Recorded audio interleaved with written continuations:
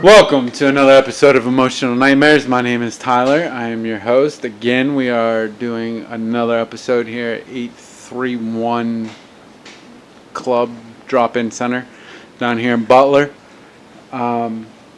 So on this episode, we have, for me, a very special guest. So we have my sister-in-law, more or less. We have Nikki with us. And she is going to share with us her story. This episode might be a little bit different, so I'll just say that now. So, with that, Nikki, go ahead and introduce yourself. Hi, I'm Nikki, as you said. A little bit nervous, I can't even lie, so just bear with me, I guess. Basically just supposed to treat this like a lead, right? Experience, strength, and hope. It's your story. Okay. Well, I'm originally from Beaver County. Grew up in a middle-class family, I would say. I'm a baby of 9, but I only grew up with my 3 older brothers, and I'm sure most people can relate to how that was. A little bit rough. WWE style and got bullied by my older brothers for sure. That's probably where like most of my isms started, because I wanted payback. I wanted to be spiteful. I wanted revenge. So I would do little things to like get my brothers in trouble and stuff. Like he wouldn't even be in the room and I'd be like, oh, he's hitting me. So my dad could come in and just beat him up and handle it, and I'd be sitting over there like, haha, that's what you get. You know what I mean? So yeah, I started off like real young with just isms after ism, lying, and I found out that I was a good manipulator real young, especially when it came to my dad. I was like daddy's little girl. I had him wrapped around my finger. So I used that to my advantage a lot. So when I was probably about 10 years old, my dad used to run these poker tournaments in the basement, and he'd have all of his guy friends over, and me and my best friend, we would run everybody their drinks for them. Well, she had like come up with this great idea one day that we were going to keep some of the drinks, you know? She's like, what's that? Like slushy looking one, and we drank so many strawberry daiquiris. I'm like, puking my guts out. And she's like holding my hair back, and my brother's screaming like, we can't tell mom, because like that's the type of bond that me and my brothers had, like best of friends but also worst of enemies. And we looked out for one another because the household that we were growing up in, it how do I say this, it was a broken household. Okay, so it was a blended family with 2 broken people doing the best that they knew how to. They're both functioning alcoholics that never found their way to the rooms or to a program or anything like that to get the help, you know. But they did do the best that they could for us. So yeah, we looked out for each other because sometimes it was rough, you know. There was a lot of yelling and fighting, mentally and physically, and yeah, sometimes my brothers were like my superheroes. But yeah, that same best friend, she and I were like thick as thieves, you know, you couldn't see one without the other. And like a year after being introduced to alcohol, we were having a sleepover at her house, and I probably should have gave a little pre-disclosure that like my story has a lot of trauma, both physically, mentally, sexually. So if that triggers anybody, I apologize. I'm just sharing my experience and letting somebody else know that they're not alone or not the only one who's ever experienced it. But yeah, back to my story. When I was 11, though, we were having a sleepover at her house, and her stepdad just so happened to get lost on the way to the bathroom. And I'm sure you guys know how that works out. And he paid us out in cocaine to stay quiet, to not say anything. And being introduced to cocaine at 11, you don't like the feeling of it, but you also don't like the feeling that this grown man is giving you. And it stayed that way for a while. I'm going to say for the next 2 years, he continued to do this, and eventually started bringing his brother in with him, and it got more painful, and we just masked ourselves, From 11 to 13, we were just straight coked out, trying to numb ourselves, to numb the pain, to forget the existence that we were dealing with at home, and that's where it all really started.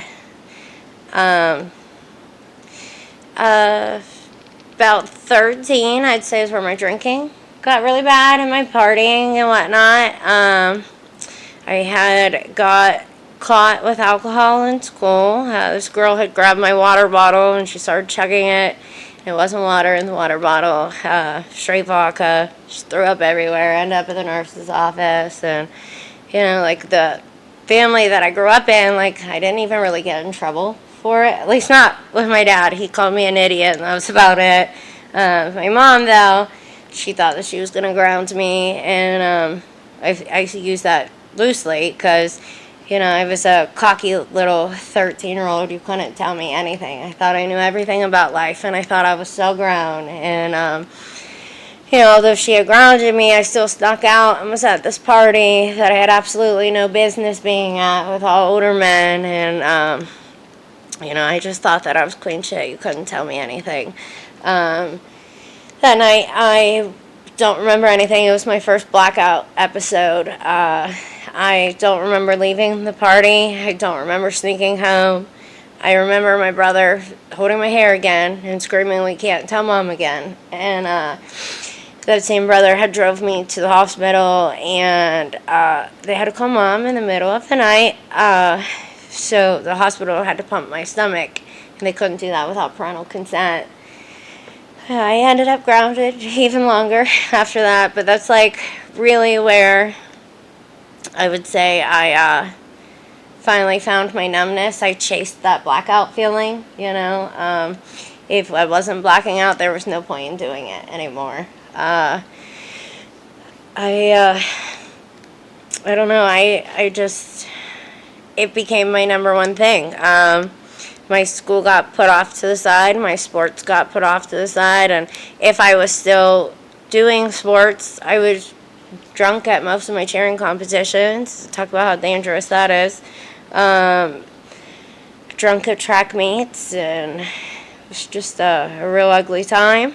When I was about 15, I was at this party. I had no business being at again, all older men, and I met my son's dad, who introduced me to my first love, and I don't mean himself, I mean heroin. Once I got introduced to that, I just completely fell in love. It was the only thing that I cared about. I ended up 15 years old, strung out, dope fiend, living with two 23-year-old men, and I find out that I'm pregnant. I brought a beautiful son into this world that I am so grateful for.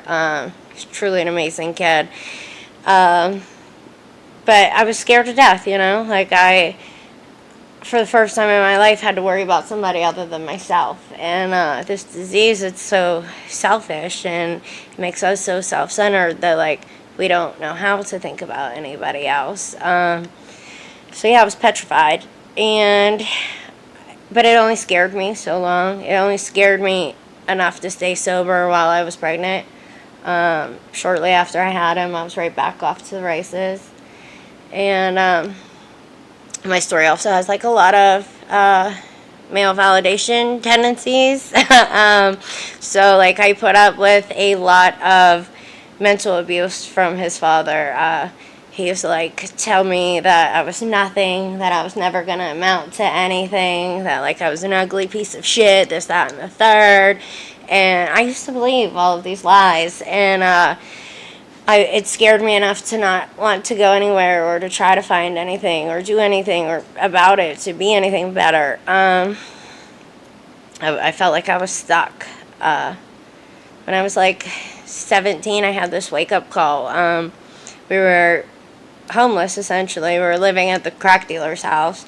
And I had this infant baby in a car seat, and I'm just like, what am I doing? You know, like, enough is enough. Like, I called my dad crying, and he had him come rescue me, and went back to my parents' house for a little bit, and I had stayed sober for about 4 months, and I ran right back to what I knew, right back to his dad, and I overdosed for the first time, 17 years old.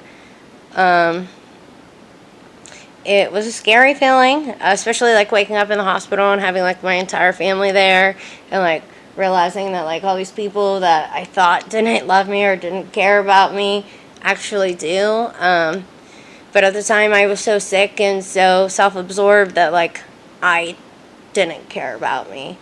So it didn't matter how much you did. You can't love me enough to make me love myself. Even though, like, I know that's, like, one of the cliches, like, we'll love you so you can love yourself. Like, honey, it don't work like that. At least not for me personally. That's just my own experience again. But, so a few months later, still scared to death and strung out, and I overdosed again. This is like a repeat story, right? I did this on and off for the next year. I think I've got a total of 17 overdoses. I've been legally pronounced dead 3 times. I've been in the ICU twice. But I did this for like the next year. I tried to get clean, and I just kept overdosing and overdosing, and I couldn't. And at the same time, I'm like scaring my family to death. You know, my mom never knows when she's going to get that phone call, or, you know, that this time was the last time or whatever. And like for the longest time, like I would tell you that like I have mommy issues, but like being clean long enough to like work on some shit, I realized that like my only issue with my mom is myself, right? She tried the best that she could, and I fought her tooth and nail. And it took me to 33 years of life to actually admit that. But yeah, so I don't know why I keep getting sidetracked. I'm so sorry. There's no format. There's no sidetrack. It's just my attention span's all over the place. It's yeah. okay. Well, when I was about 18, I met a guy, because, you know, that's what I do best. And he was at this job training thing, and he's like, why don't you come over sometime for dinner? I'm like, okay. Well, I go over and ride the BCTA over, you know, because junkie like me, I don't have no car at the time. And I get there, and there's all these people outside drinking coffee and smoking cigarettes, and I'm like, what the fuck is this? I walk right past them, and I go upstairs. It's a men's halfway house, and they're having an NA meeting. And he looks me dead in my face, and he's like, are you ready to quit? And I'm like, what? You knew? Like, no way. I thought that I was getting away with it, because, like, that's what we think. We think that we're, like, deceiving people, or we think that, like, we look healthy when we really don't. You know what I mean? I think that my long sleeves is going to cover up my track marks, you know, the stupid things that we do to try to hide it. And I'm glad that he did, though, because there was a lady there that hugged me, and she's still clean and still a big part of my recovery, thank God. She hugged me, and she just held me, and I, for some reason, started to cry. Like, it was like a healing hug, something that I hadn't felt in so long, you know. And she was like, give yourself a break, honey. And I did. I had lasted about 2 years thanks to the NA program, and but I wasn't listening. I was just abstinent. I didn't actually thoroughly work the steps. I wasn't giving back. Nothing that they suggest, you know what I mean? So when shit got rough, like, I didn't do what they suggested. I didn't call nobody. I called that baby dad from the beginning part of the story. We went straight to the city and copped, and I was right back off to the races for the next 2 years. But throughout that 2 years, this is where, like, my nightmare started to turn into a fairy tale. So throughout that next 2 years, right, I I'm still going to meetings, and at this point I'm court ordered. I don't want to be there, like, at all. So I come up with, like, the most cleverest things. I'm going to get my slip signed, and then I'm going to duck out. Well, the secretary of the Chippewa meeting had caught on to my scheme, right? And he's like, I'll give you the slip back at the end of the meeting. I'm like, all right, you're going to catch on to what I'm doing. Like, cool, I'll wait your hour. But I'm going to wait it in the gym with the children. So I'm in the gym with the children and playing basketball. And there's this little blonde boy, about 2 years old, with big blue eyes. And he can't shoot a basketball to save the life of him. And so I, like, pick him up, and he's holding this ball, and he's ready to throw it. And his dad walks in. And his dad's like, helicopter mom.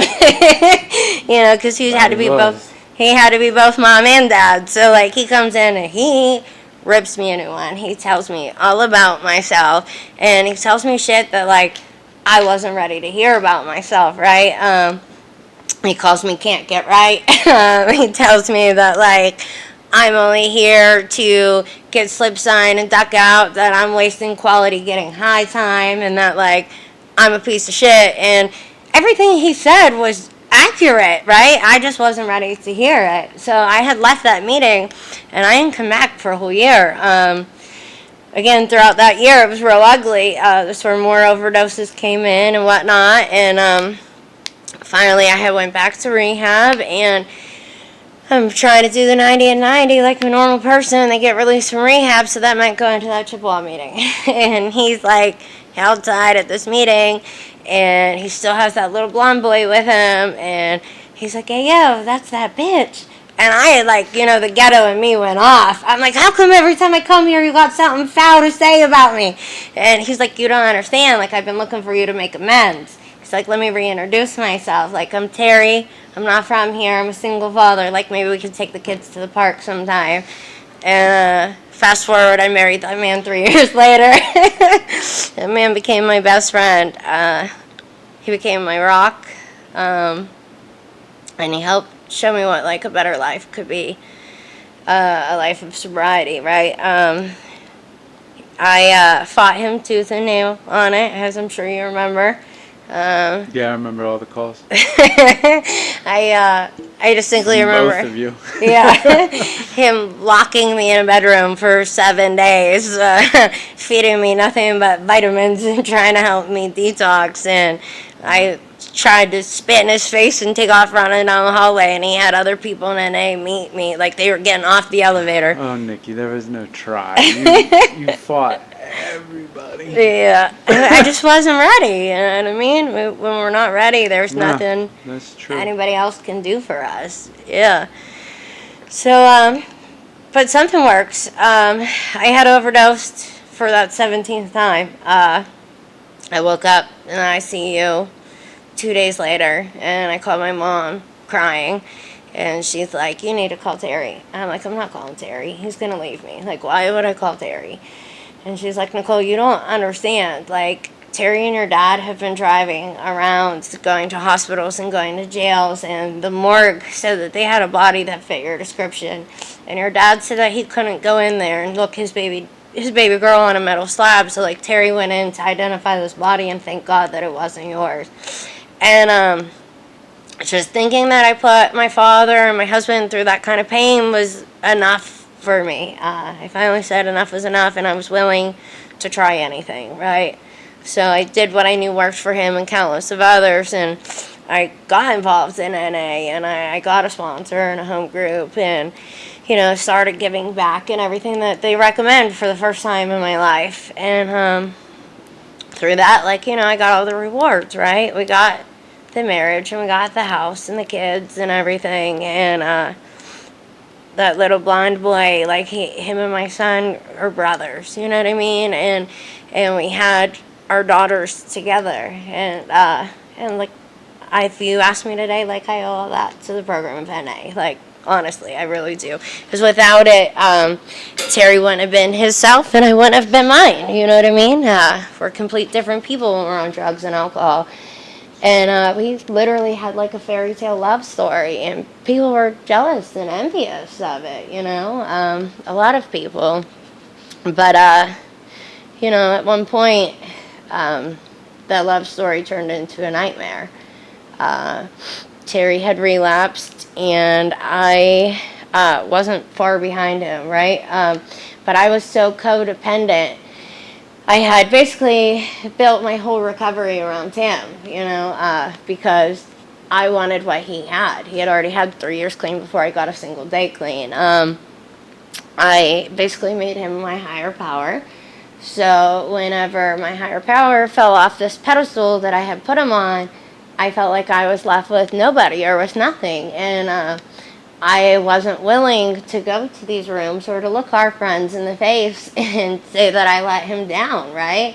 What do I look like coming here without you? Like, no, we do this together. We're a team, So I quit reaching out, and I quit answering phone calls, and I quit going to meetings, and I used all my rewards as an excuse to not go to those meetings and stuff. I'm busy because got all the kids in football, and we got this career because our careers had taken off. We were running businesses, and we were constantly busy, and so people believed my justifying it. You know what I mean? And it made it a lot easier, right, than telling them the truth and admitting that my family was struggling. So that lasted for a few months, and then I gave birth to our youngest daughter. In about 4 months after I gave birth to her, I couldn't beat him, so I just joined him. I caved, and once I started drinking with him, it was a wrap. It was a nightmare. I was just telling my stepson at dinner tonight that, I'm a woman who can take accountability for her own actions. So, I'm not going to sit up here and tell you that, I was abused and I'm a domestic violence survivor. No, I'm just as guilty. I was the abuser just as much. I not only was a willing participant, but I became the abuser as well. I was telling him there was this night that I flying ninja kicked him off the bed right through the bedroom closet, and because you give me a little bit of alcohol, right? I'm only 5'2", but I think I'm fucking God, right? I'm gonna fight this 280-pound man, and I'm gonna win. That's the delusion that I tell myself, right? I just think I'm invincible, right? That false sense of confidence that it gives us. And I chased that for a long time, right? Even in the very beginning, that's what I chased it. It helps me fit in, right? It was socially acceptable. I made these people at these parties all like me and want to be around me, right? Because for the longest time, that's all that I wanted. And I had touched base slightly on my mommy issues, right? But my mom was very emotionally unavailable growing up. So my whole life, I've always chased emotionally unavailable people. Oh, just love me. I can make you love me. You know what I mean? And I was the same way with my friend groups, right? And as long as I had the drugs or I was on drugs, you guys all liked me, right? And that false sense of confidence. It's so weird how everything stems back full circle when you think about it. When you actually get a clear mind and you look back at it. What part of my story was I on? Oh, the nightmare. Yeah, so we became physically and mentally abusive to each other. It went from being my best friend, literally the man that could finish my sentences or help me achieve my dreams. The guy once laid a jacket down for me to step over a puddle and kissed me in the rain because I had told him I'd never been kissed in the rain before. The little things my Prince Charming used to do, he was no longer there. He had this monster inside him. This monster that he had always warned me about, but I had never seen. And he's there's T and there's TJ, and you don't want to meet TJ. That's what he used to tell me. And he was right. But he didn't know that I had the same monster within me. And it got really ugly. And unfortunately, it got ugly in front of our children, which is things that we swore that we would never do. My children could tell you countless stories of where they've had to literally save my life. And that's pain and trauma that I wish that I could erase from them. but I can't. So all I can do today is like change it and try to keep like the good memories of their father still alive in them. You know, like, because my daughter was daddy's girl. So, like, I've got videos of them singing together and pictures for days. And, Yeah, she didn't do anything wrong. yeah, right. There was nothing wrong she did. Oh, no, she's daddy's angel. That's all he's ever wanted was a little girl, you know, Yeah. and he finally got that. But, yeah, so, like, that's more so my goal today is try to remember who he was, before the drugs and the alcohol, because that's the real him, you know what I mean? That's the side of him that like not many people got to know. But yeah, back to me. It's my story. So yeah, we became each other's nightmare. May of 2020, we had sat down at the dinner table for our wedding anniversary, May 28th, 2020, and we decided that this wasn't right to keep putting the kids through this, to keep exposing them to this, and like we had agreed to separate. The very next day, something snapped in him. We weren't even drinking. It was our first day of trying to be sober, and I don't know what it was. He doesn't even know he blacked out, and he hit me with this 3-piece, like a left, right, left. And that second left had split my forehead open, and I was holding our 10-month-old baby at the time, and she's covered in blood, and I'm covered in blood, and my 12-year-old son's in the other room on the phone with 911, and he's like, I don't know who's hurt, just fucking get here, they're both covered in blood. And the cops came, and it was the first time in my life, or in my marriage, that I had admitted what was going on inside my house. We had this kind of like a golden rule, like what happens at home stays at home. You don't talk about family business outside the family, you know. Like I'd cover bruises with makeup, or I'd be like, the baby headbutted me. I remember my boss one time, like, that baby got a big fucking head. I'm like, oh, she does. You know, like the stupid things I would do to try to hide it because it wasn't nobody's business. And this was the first time that like other people were involved, and he went to jail, and that's like where my real addiction came back and took over. Because when he went to jail, I was left to my own devices, right? I didn't have anybody there to hold me accountable. I now had a house with all the bills and everything that needed paid, and 4 kids to take care of all on my own. So, like, I come up with this great scheme where, like, I'm going to cop some coke and we're going to flip it, and that's where I'm going to make my money, because that's how I used to make my money, so it just made sense, right? Perfect sense. Right. At least at the time. Well, it didn't take long before somebody was like, why don't you cook that for me? And I did. And he puked everywhere. And a normal person would be like, that's disgusting, clean that up. But we don't think like normal people, you know? I'm like, oh my God, let me try that. You puked, I want to puke, you know?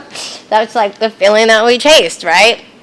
And so I was off to the races, right? I just substituted that heroin addiction for a cocaine addiction. I just celebrated 10 years of not putting any kind of opiate in my body. I wasn't willing to go back to heroin because it was physically killing me. So I settled for its cousin. And I settled for the cocaine and the alcohol. Because from the day that I relapsed with him till the day that I got sober, I drank every day. It was my goal to be drunk, to not feel this, to numb this, that this wasn't my reality. I needed to escape this. Because it wasn't real life. It wasn't how life was supposed to be. Not for us, you know, not for me at least, you know. And, yeah. So, I don't know, it was a real dark time. For the next 6 months, I'm gonna say. I was struggling, and he was struggling, and I was begging him to get clean, and he was refusing to, but then he decided to, right? He went down with his mom and with you, and he did what he was supposed to do. And he got clean and he came back, and I was getting my best friend back, right? We were co-parenting. We were having family dinners on Wednesdays, and I dropped the kids off on Friday, and I picked them up on Sunday, and he was finally becoming that man that I had fallen in love with. And this is like where my resentment towards God comes in, because I feel like I got robbed of him twice, you know. He had called me Black Friday, the Friday after Thanksgiving, and he's like, come get these kids, you have to come get these kids, they can't be at my house right now. I'm like, what do you mean they can't be there right now? And he's like, they can't be here right now, come fucking get them. And I'm like, you know, like, talking shit, because that's what I do best. I'm like, no, it's your weekend, you got them, I'll see you Sunday, right? And he's like, I'm not fucking playing, come get them or they'll be at the police station. And I could hear the seriousness in his voice. And I'm like, all right, I'm at McDonald's, I'll be there in a minute. McDonald's is on 17th Street, he lives on 12th. He's like, all right, give me a chocolate shake and a 6-piece nugget. I'm like, all right, bet. I get him his chocolate shake and a 6-piece nugget. I pull up to the house with it, and he's like, oh, see, you still do know how to listen. I'm like, fuck you. And he's like, I love you, bitch. And I was like, I love you too, asshole. And thank God, like, my last words to him were still, I love you. You know what I mean? Mine too. But that night, though, he's like, just standing there in the doorway, and I'm like, bro, you look like a goddamn cancer patient. He's like, I feel like a cancer patient. I'm like, bro, go to the doctors. He's like, I'll go if you promise to take me. I was like, I promise to take you if you promise to fucking go. Well, so the next day I call him. I'm like, are you ready to go? He doesn't answer the phone. The following day I call him to be like, you know, are you feeling better or something? Because you still ain't gone yet. And he doesn't answer the phone again.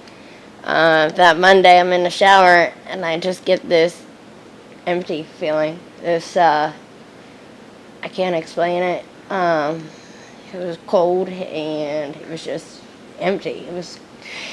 So I get out of the shower and I go in my son's room and I'm like, yeah, have you talked to your dad? And he's like, no, not since he picked us up. Why? And I was like, you don't think that's fucking weird? And he was like, yeah, actually I do. So he's calling him, I'm calling him, whatever. He's not answering. So I go over to the house and I pop the lock and I go upstairs and he's dead on the couch. He still had 4 nuggets and a half a chocolate shake in his hand. He died right after I picked them kids up. He didn't even have time to finish his food. I feel like he knew that he was going to pass away, and that's why he didn't want them kids there. He was very suicidal. He had them demons, you know what I mean? I feel like that was his way of doing it without nobody stopping him. If I'm just being honest, was my opinion with it now. Yeah, we had a weird phone call too that night. Yeah. But that's where my addiction really took off. I had been a mom since I was 16, and my focus was always on being a mom. And then I became a wife, and my focus was on being a wife. But after I lost my husband, I didn't care about anything or anybody or nothing for that matter. I just wanted to numb it. And I didn't care about my children's grief that they were feeling or the fact that they just lost their fucking parent. I was selfish. It was all poor me and what the fuck I'm dealing with. And everybody else's feelings and emotions got pushed to the side. For the next year and a half, I was just chasing the next one. It was a sick cycle. It was COVID, so we had all that free money coming and nobody had to work, right? On top of that, I'm pulling 3 felonies by noon and 3 tricks by 3 o'clock so that when the kids get out of school at 3 o'clock, I had enough shit to last me for the rest of the day and the kids wouldn't have to watch me do any of this, right? I thought that I was still functioning as a mom, right? Still going to PTO meetings, but meanwhile I'm smoking crack in the bathroom of the high school during the PTO meeting, thinking that this was fucking normal. So it was a real sick time. Eventually, March of 22, I decided that I was going to go to rehab. I had dropped my kids off with my mom. I'm like, I'm not signing my lease. I packed all my shit and put it in a storage unit. And I did go to rehab. But Not for long. yeah, you know me and my male validation tendencies. I quickly met a rehab romance in there, and my sick brain was like, oh my God, it was meant to be, right? His initials are AA and mine are NA, and we met in rehab. Like, it's a true love story, right? And I took that hostage with me for the next 2 months. I got kicked out of rehab, and I'm hotel hopping, right? Because for the first time in my life, I don't have kids, I don't have bills, I have absolutely no responsibilities. And I was like a young, dumb kid all over again. It was like a false sense of freedom, right? I felt like that I had never had before. It was a quick, dark time, though, in my life. I hadn't called my kids, I hadn't checked on them. It was really being a piece of shit. Something that I've never been and I didn't want to be, right? I'm hotel hopping. I'm doing anything that I can do to get the next one. Well, I ended up homeless because, it's the middle of May. The weather's nice. Like, why pay for a hotel when we could just get more crack, smoke it outside, right? So, like, we're under the bridge and we're smoking crack and this school bus goes by. And I could hear the kids on the school bus laughing. And I started bawling my eyes out. I threw my pipe. I called my mom crying. And I'm like, I miss my kids. Like, this isn't me. This isn't who I want to be. This isn't who I'm meant to be. I don't know what the fuck I'm doing. Like, please help me. And my mom's like, you can come see your kids, Nicole, but you're not bringing nothing with you. And I'm like, all right. So I did. I went to see my kids, and the next day I went to rehab. And that hostage that I had taken had gone to rehab with me, and I was detoxing from alcohol. So when I had woke up, he was gone, and so was all the money in my wallet that I had taken there with me. And I go to the front desk, and I'm like, oh, where's he at? And they're like, oh, well, da-da-da, came and took him to go to the rehab that she works at. My sponsor had come to take my boyfriend to another rehab facility. Like, it just goes to show that, like, you need to be careful who you pick and choose, and you know what I mean? Some people aren't always out for your best interest. Right. Or they aren't really working on everything that they say they are, you know what I mean? But yeah, I stayed at the rehab, not for long though. Again, male validations got the best of me and I got kicked out. Called you crying. I'm coming to live at your house. Thank God you sent me here. Yeah, I was a mess. Sometimes, like, I'll, like, see videos or, like, stories, like, Snapchat memories, Facebook memories, even today alone. And I'm like, Jesus, who was that girl? Like, when I first got here, I'm like, wow. Thank God for spiritual growth and personal growth, right? It's crazy. Like, I look at my children now, and I can't believe that I didn't want to be there for those 2 months. Like, I'm not that kind of mother. I'm not that kind of person. I don't have that in me. There's not a moment that I want to miss now. You know what I mean? I think loving them has taught me how to love myself, right?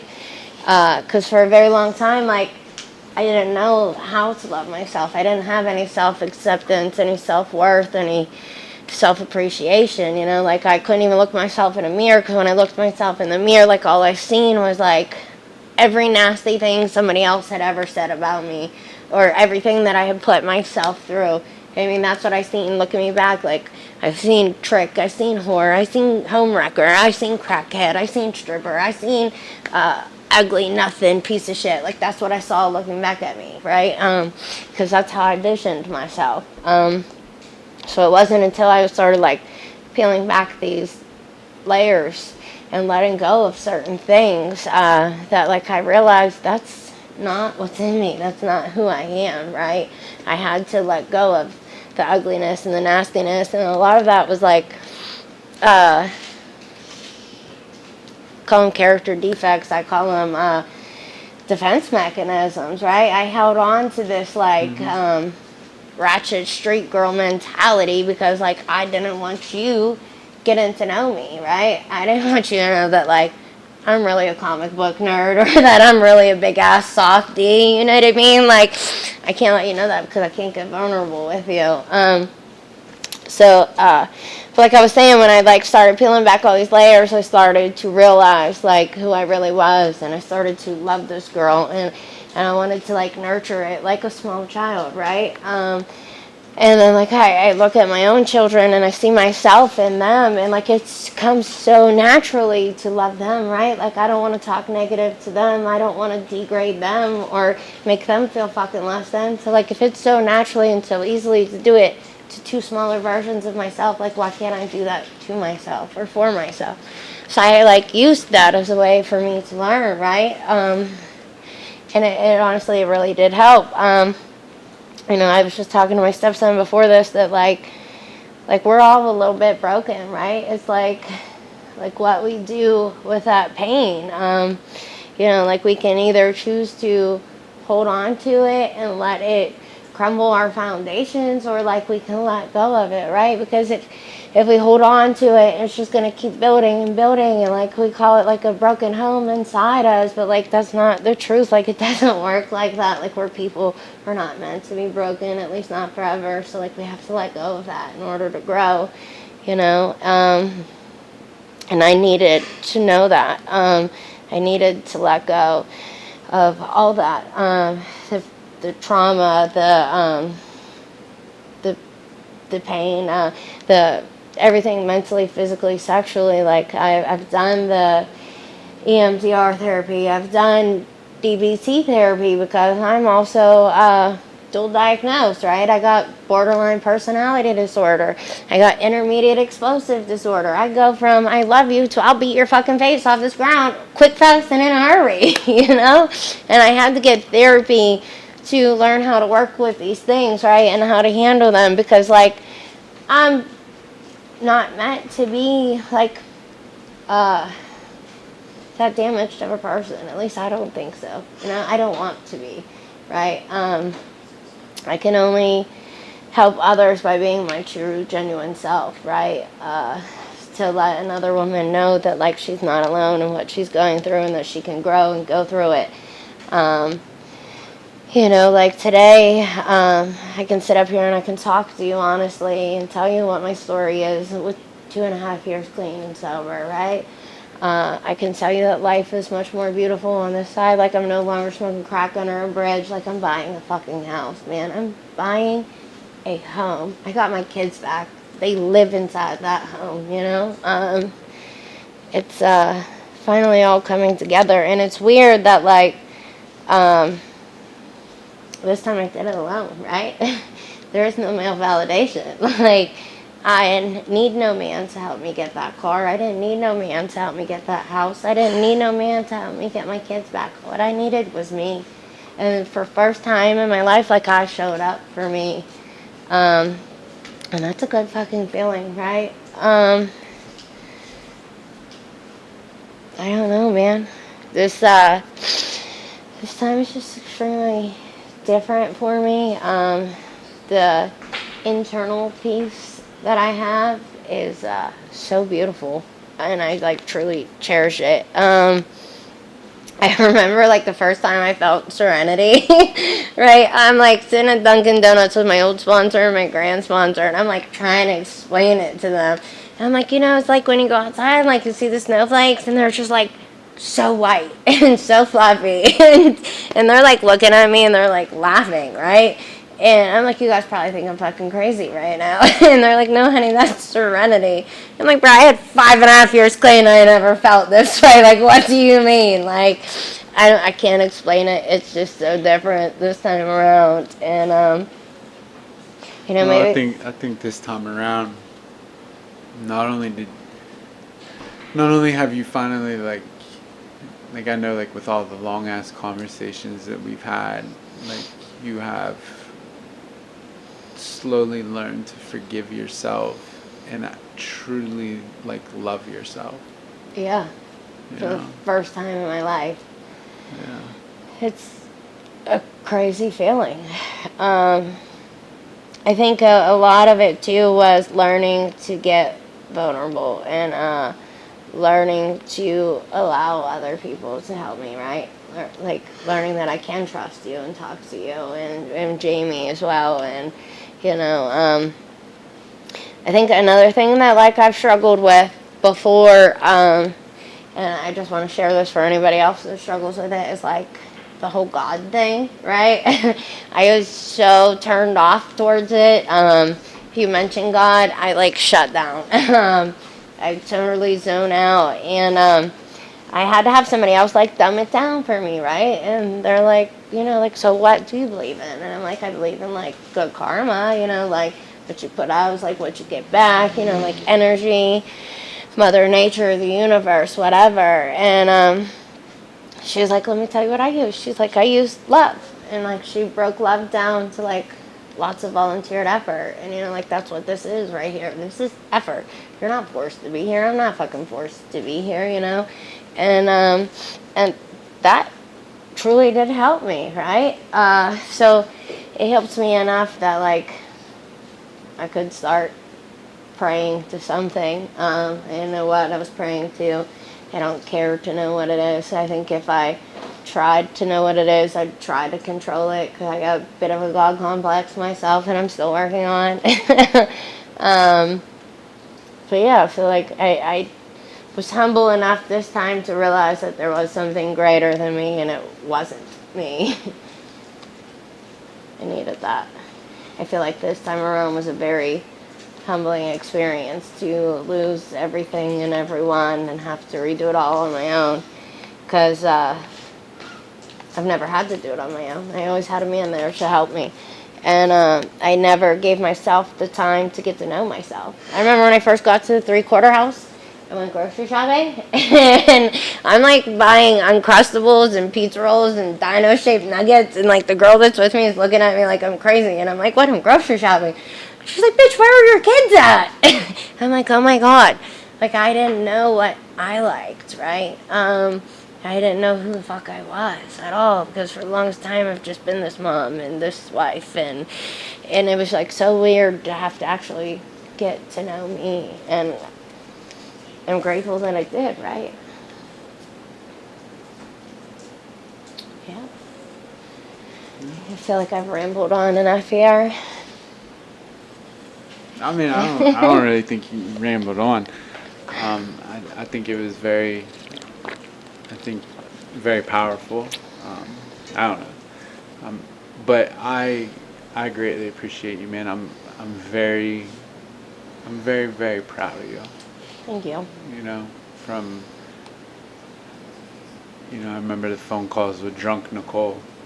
Yeah. The phone calls from cracked out Nicole to like the phone calls now are different. I remember the one video chat, and I had like a crack pipe in one hand and a slushie in the other, and you're like, first you have to put the pipe down.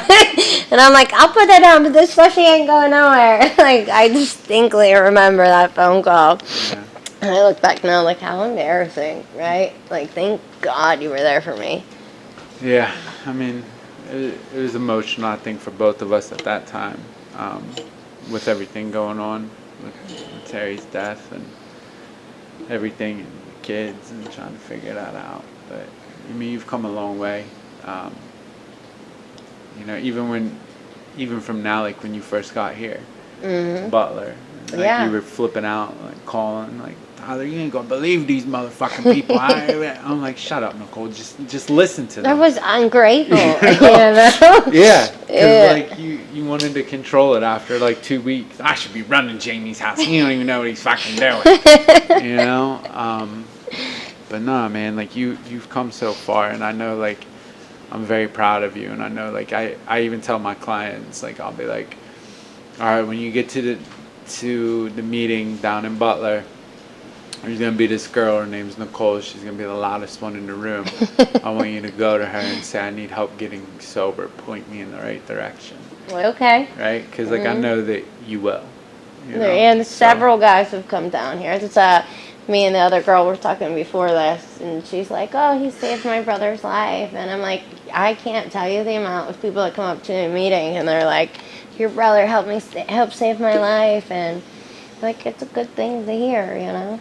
Yeah, I still feel weird hearing those statements, but yeah, man, I'm extremely proud of you, man. Thank you. That means a Can't say lot. that enough. So I appreciate you for coming on very much. I know that you've been trying to fight coming on here. Oh yeah. Since last season, you were fighting coming on here. It's still just a lot of self-doubt. Like, even right now, I'm questioning myself. Like, did I carry a message or did I carry a mess? You know what I mean? It was probably all shit. Or, like, there's so much of my story that, like, I didn't say. But, like, what wasn't said obviously wasn't meant to be said, you know? Yeah, well, you know, you could say it on another episode. Okay. You know what I mean? Yeah. You can always come back and do it again for, you know, I think we're going to wrap up season 2. We've done a lot today, so I think maybe season 3 you can come back on too. I mean, you can always come on. Why I'd not? like that. Yeah. So, but again, man, I appreciate you. Thanks for coming on. So as always, you know, you could have been anywhere in the world today. You chose to sit here and be with us. So I greatly appreciate you for listening. I hope that you got something from Nicole's story. If you did not, you know, there's other stories in the catalog. If you don't get anything from them, please reach out to somebody. I would rather you call somebody that will help you instead of calling the dope man. You know, again, if you can just make it through today sober, tomorrow looks a little bit better, but we just got to get through today, no matter how that looks. So I appreciate you. Thanks for watching. Thank you for watching.